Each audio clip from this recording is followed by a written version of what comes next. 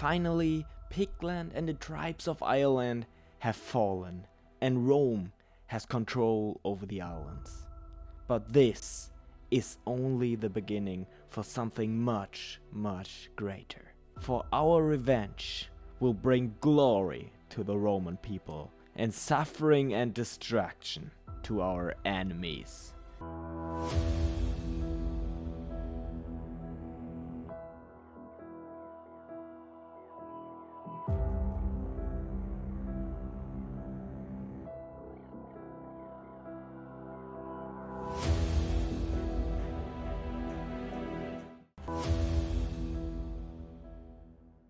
Another week has passed, which means exactly senator time. And as so often, Senator Arishak's proposal dominated. But he was not the only one. Aiden EE and Syriza 15 also got the 15 likes, and thus the Senate's approval. It was decided that the civic laws should be further improved. Furthermore, a new legion should secure Britannia and a further advance in Europe. The Celtic provinces should be restored, and most importantly, an alliance with Italy. All the new powers now aspired to replace the fallen Roman Empire.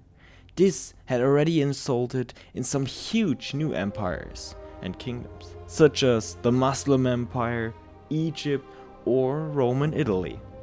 But Britain too was slowly becoming more and more relevant and powerful. No! Diocletian died! What? That was a nice voice crack, by the way. Diocletian died. No! I haven't even noticed that.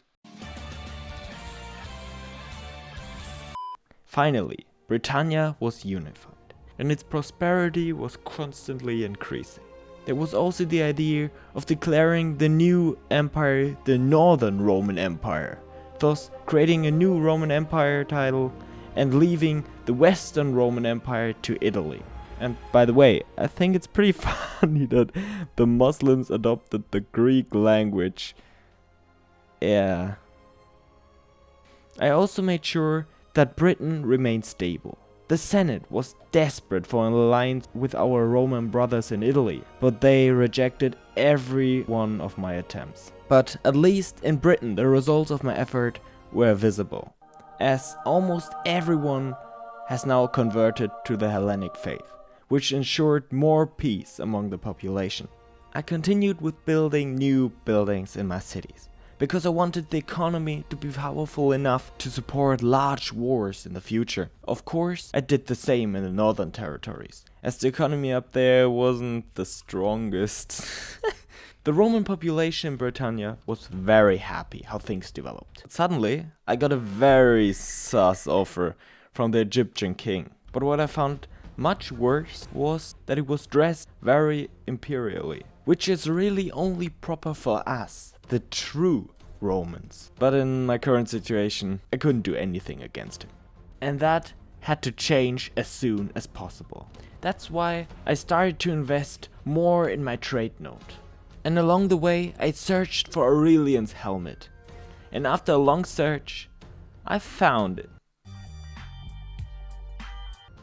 To further strengthen the opinion of the population, I converted as many people as possible to the Roman culture. The economy was pretty strong meanwhile, and so I decided to launch a further attack into Europe.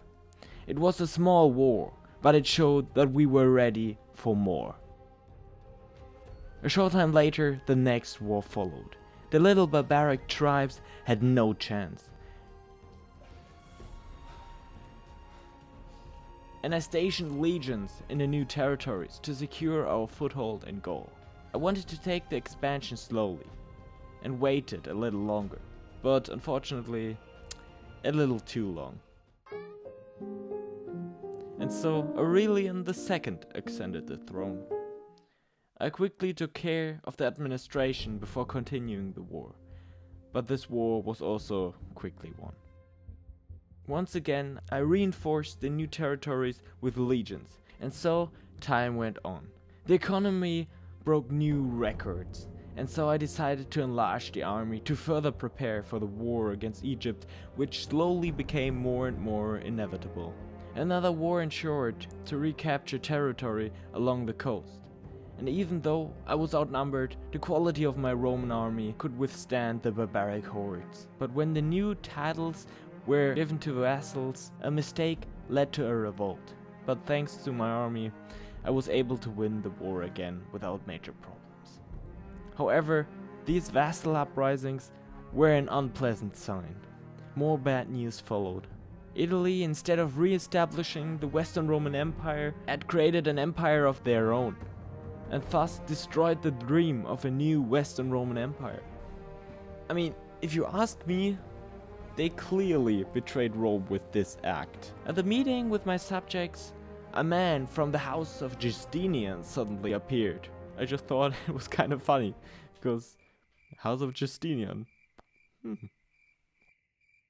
More wars followed along the coast, with the Roman armies quickly gaining victory. I had less control in the country, which was soon fell by another vassal uprising. Oh my god. Fortunately, I could win the war with my disciplined army without problems.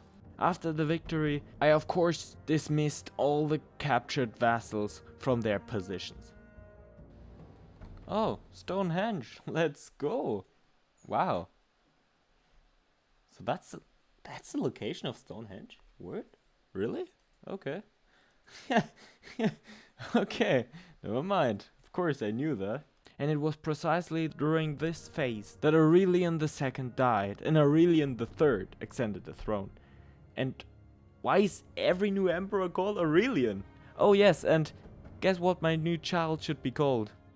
In the meantime, you could also see from the income of the empire that it was flattering, and I was completely busy trying to keep the empire stable. During this time, Egypt has managed to stop us from expanding by conquering our neighbors and enclosing us.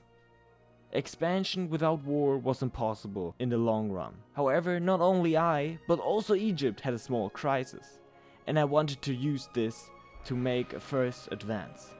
Because Egypt was at war with the Muslims, and on top of that, they had lost their territories in Africa. Because of that, I was able to break through the barricade. Huge civil wars ensured in Britannia. I was able to win all of them, but the relationship between me and my vassals was worse than ever.